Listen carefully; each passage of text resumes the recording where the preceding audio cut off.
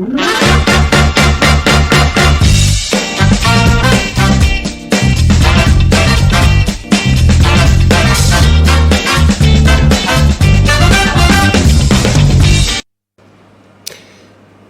mandat de Félix Antoine Tshisekedi est mis à mal, entre autres, à cause des comportements de certains conseillers et ministres qui, d'autres, se livrent à des bagarres, à des rixes, qui par la suite ternissent l'image du chef de l'État dans l'opinion nationale. Est-ce que le chef de l'État n'a pas trop montré la carotte? N'est-il pas temps de montrer aussi le bâton? On analyse les dernières images désolantes que nous avons tous vues, des gens qui se donnent de coups, notamment des proches collaborateurs du chef de l'État, avec Camille Kalele qui est mon invité dans l'invité. Bonjour et bienvenue à vous. Bonjour Monsieur Gaëtan, bonsoir à tous les téléspectateurs. Et je voudrais ici d'abord rappeler aux Congolais que Covid est encore dans nos murs. Donc il n'est pas temps de désarmer, il faut continuer à observer les gestes barrières.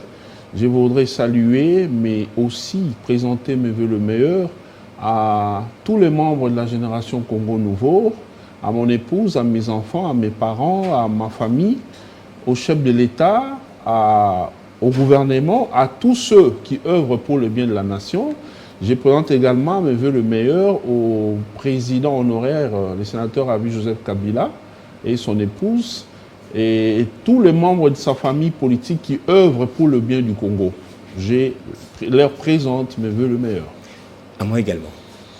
Je n'ai pas aussi oublié le président Gabriel Monkia, la victime, l'actuelle victime du ministre des Finances Nicolas Kazadi. Ok, on va également présenter de vœux à lui et à Maman Yolande.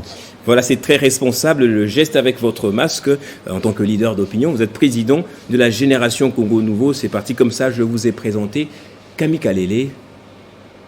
J'ai présenté le tableau d'aujourd'hui des proches collaborateurs du chef de l'État. Si ce n'est pas des gens qui se donnent des coups, il y en a qui utilisent à mauvais escient, je dirais, la logistique de la présidence. Les faits sont légion comme ça. Est-ce que Félix Tshisekedi n'est-il pas trop là? Monsieur Gaëtan, je ne veux pas ici juger la gestion du personnel du président de la République. Je ne vais pas ici me mettre à étaler son comportement vis-à-vis de ses collaborateurs, mais au moins je voudrais dire en tant que Congolais que le président Félix Tshisekedi est mal accompagné.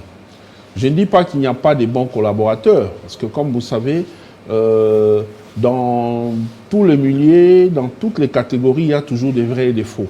Ce qui est vrai que la majorité de ces collaborateurs est composée des gens qui ne l'aident pas, qui ne l'accompagnent pas.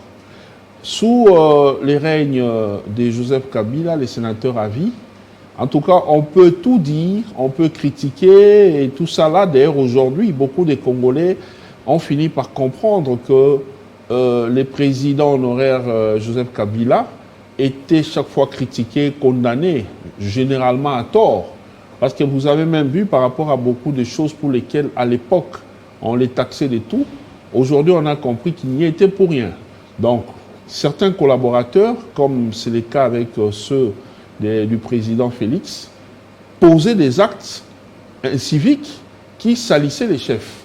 Mais la différence de son époque avec celle d'aujourd'hui, c'est que sous son époque, on sentait vraiment qu'il y avait la présence, l'autorité de l'État. Donc il suffisait d'aller à l'encontre de ce qui est prévu, il suffisait de créer un scandale. Souvenez-vous avec un ministre qui s'était fait limoger au soir même de son scandale. Un ministre, j'ai oublié son nom, un vieux là, qui s'était battu dans un débit de boisson à Bandal. On l'avait limogé tout de suite. Et on a connu beaucoup de cas comme ça.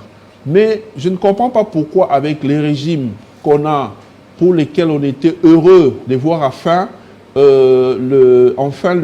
l'alternance nous arriver, mais nous sommes étonnés de constater qu'il y a des gens qui se comportent en potentat, qui font n'importe quoi. Vous avez parlé du cas des conseillers du président de la République. Oui, nous allons revenir sur les conseillers, des ministres, etc. Mais parlons d'abord de Félix Antoine Tshisekedi. Joseph Kabila s'était plaint à un moment donné d'avoir des collaborateurs qui ne faisaient qu'à leur tête. lui, on peut au moins comprendre, puisqu'il n'avait pas de modèle avant lui. Tshisekedi est venu, il pouvait au moins se servir de ce qui se passait avec Joseph Kabila. Le problème n'est pas le chef de l'État qui ne s'entoure pas bien. Sincèrement, le régime actuel n'a presque pas droit à l'erreur. C'est comme dans une maison, c'est comme dans une maison où l'aîné de la famille arrive, il trouve papa et maman. Donc il doit faire un effort pour se comporter un peu comme papa et maman alors qu'il est enfant. Vous voyez, il peut être en train de commettre certaines erreurs. Mais lorsqu'on vient trouver qu'il y a déjà des aînés, des yayas qui sont arrivés avant, alors on doit copier les habitudes des yayas. Alors, pour les cas du régime actuel, je ne vois pas pourquoi ces conseillers, ces ministres doivent se comporter comme c'est le cas maintenant. Sous Joseph Kabila, sincèrement, je ne vois pas sur la toile un ministre qui nous avait livré un spectacle désolant, comme c'est le cas maintenant. Lorsque vous êtes conseiller du président, que ce soit un conseiller principal, que vous soyez dans un collège ou quoi, mais vous avez une fonction d'honneur, vous êtes un homme d'État. Vous êtes appelé à vous abstenir de tout ce qui est, comment on dit, tout ce qui ne cadre pas avec la dignité, la personnalité. Vous êtes appelé à vous comporter comme les titres. Vous devez être excellent dans ce que vous faites. Alors, ce que nous vivons, c'est anormal. On ne peut pas aller se battre sur la place publique, même pas chez soi, à la maison. Donc, ce qu'on a vu là, c'est vraiment regrettable. On en a vu à Kananga, il y a plusieurs conseillers qui s'est disputé. Oui. Il y a eu les cas de celui, je ne sais pas, qui s'est battu ici dans un hôtel de la place ou un restaurant, okay. Je ne sais pas. Mais Didier Tshimanga a présenté ses excuses pourquoi on doit d'abord présenter les excuses? Pourquoi d'abord commettre l'acte, après présenter les excuses? Lorsqu'on devient un homme d'État, on ne s'appartient plus. On appartient maintenant à l'État, à la nation. On devient un modèle, un symbole. À ce titre, à cette qualité, il y a des choses qu'on ne peut plus faire. Parce qu'il y a des gens qui ont des yeux rivés sur vous, surtout la jeunesse. C'est ça justement les combats de la génération Congo Nouveau. Nous nous battons pour qu'il y ait beaucoup de modèles, beaucoup de repères au pays. Mais lorsque vous voyez que vous-même là, alors que vous ne mangez presque pas, vous souffrez, combien ont préféré jeûner les jours du Nouvel An? Alors qu'il y a des ministres, il y a des conseillers du chef de l'État qui s'amusaient, qui mangeaient à leur faim. Le problème, ce n'est pas aussi le nombre assez pléthorique des conseillers que Tshisekedi nomme. Moi, je dis, il est temps pour le président de la République de faire passer la chicotte autour de lui. D'abord dans son cabinet, mais aussi au gouvernement. Il y a des choses qui ne marchent pas. Pas parce que le chef de l'État ne veut pas, tout le monde le sait, Félix Tshisekedi est un président animé de beaucoup de volontés politiques. En tout cas, il en a. Il les exprime. Oui, les gens parlent même de ses promesses et tout.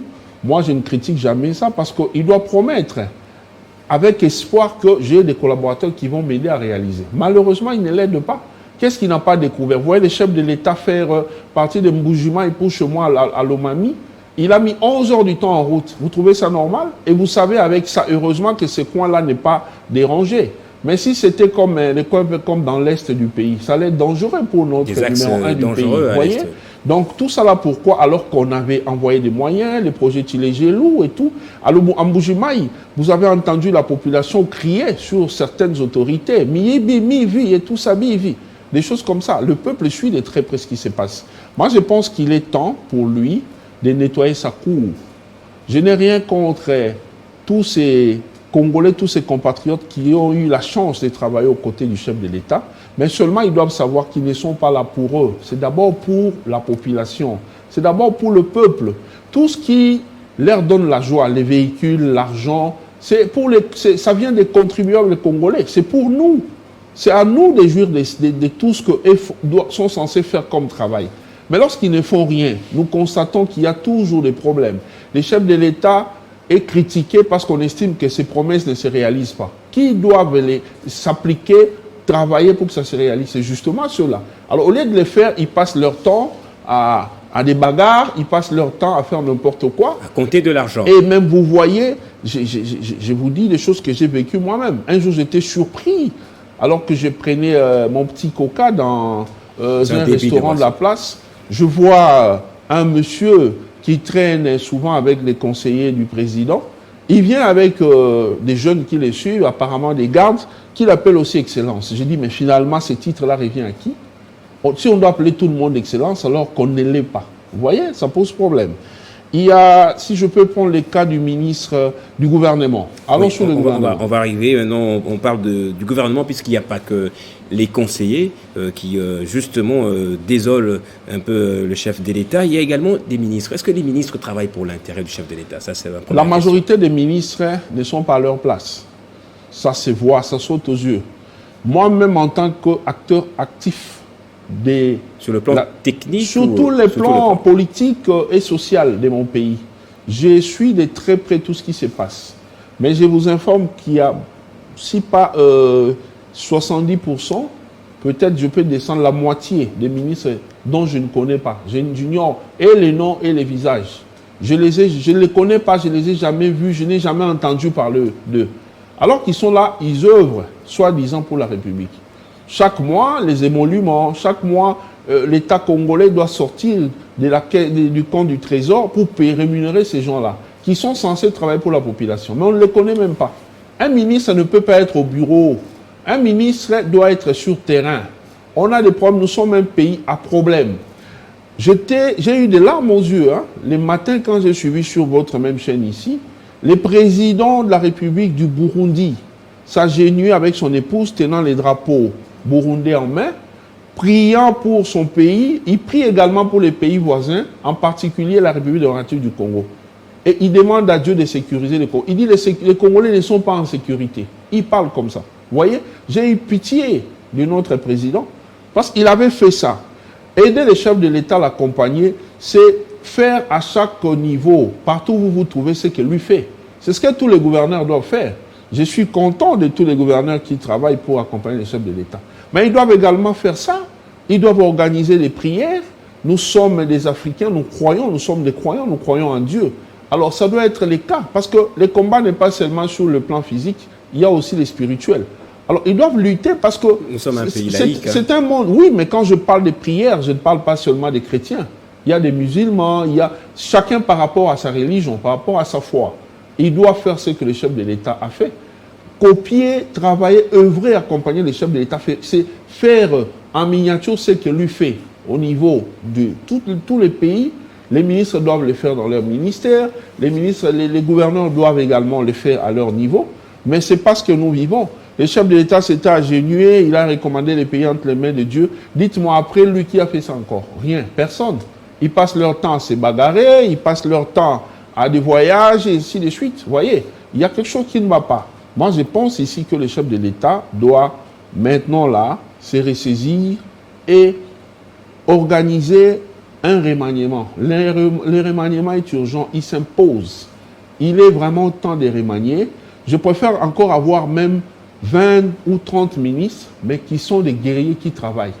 Parce que la composition du gouvernement n'est pas le simple fait du vouloir du chef de l'État. Il y a des accords politiques écoutez, préalables qu'il faut respecter. Nous sommes conscients de cela. Nous sommes conscients de cela. Mais en tant que chef de l'État... Vous voulez fragiliser le chef de l'État? On sait très bien écoutez, qu'il n'avait pas eu au départ une majorité au sein du Parlement, par exemple. Attendez, c'est un coup de promesse politique. M. Gaëtan, il faut qu'il a pu se faire une majorité. Moi, à la place du chef de l'État, oui, je vais exiger aux familles politiques qui composent l'Union sacrée d'envoyer des gens qui sont pétris d'expérience. Vous voyez, on peut avoir un gouvernement de petite taille. Mais il y a quelques technocrates aussi au sein du gouvernement. Oui, bien sûr. On peut avoir un gouvernement de petite taille, mais organisé avec des personnalités politiques, surtout ceux qui ont travaillé pendant les 18 ans du président Joseph Kabila. Il y en a plusieurs, les gens comme mon vieux Bochab. Ce sont des gens pétris d'expérience. On peut les utiliser, on peut organiser un cadre exceptionnellement par rapport au contexte actuel, faire une cellule des gens qui sont là pour être consultés à tout moment, pourvu de faire avancer les choses et mettre en place des gens qui vont réellement travailler.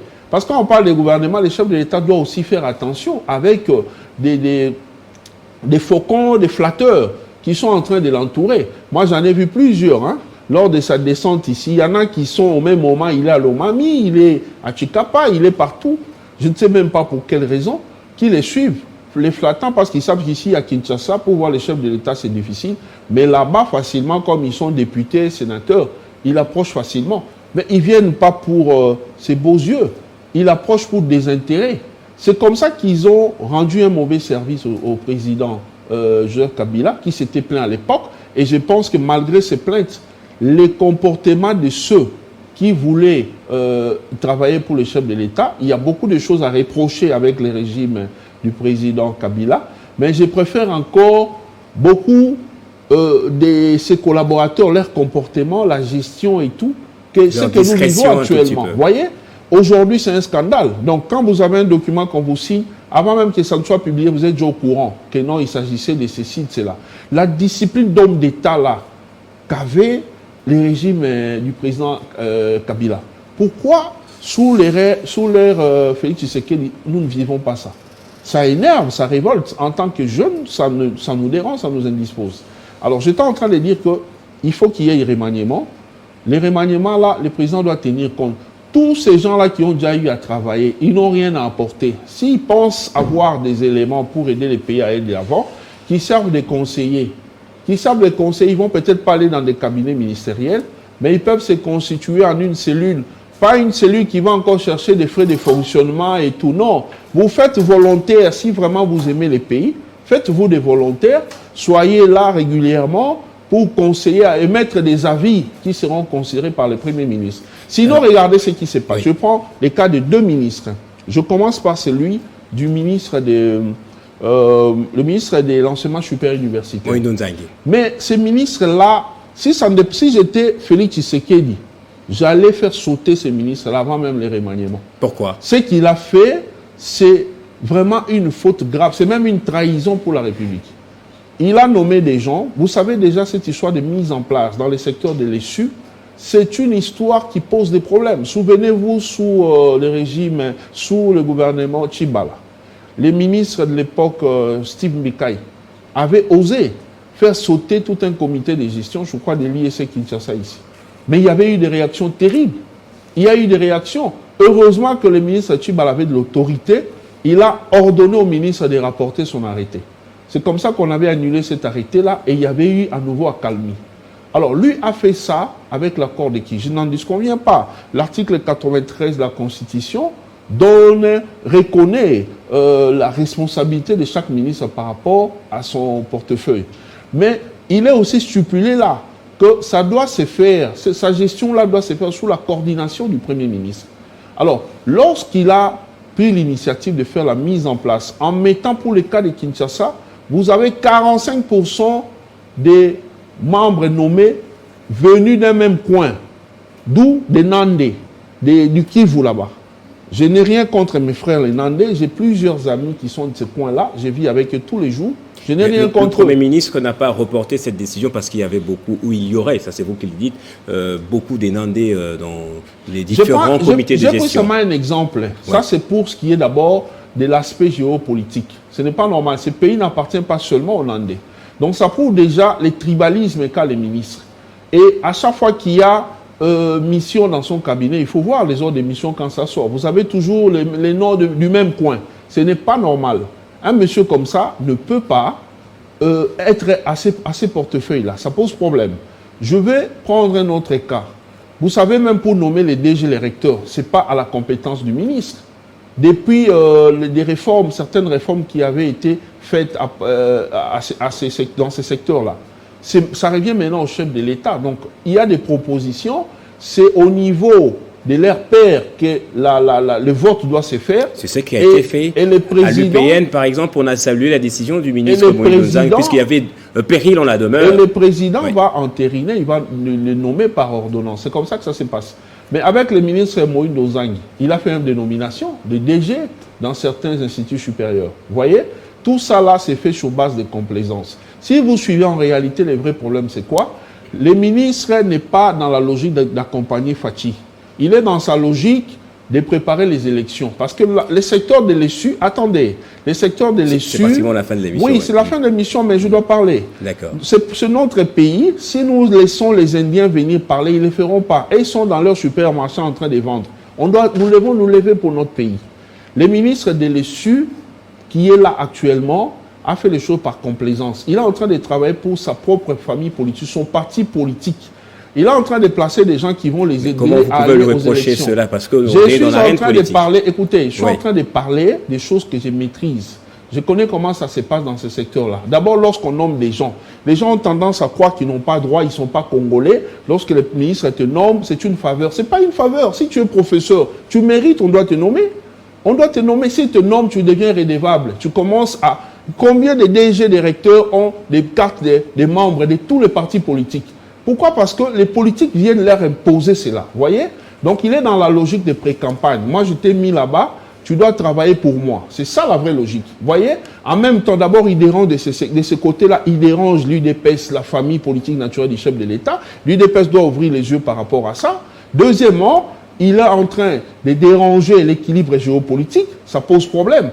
Il a pris, j'ai quand même eu à m'informer sur certains cas.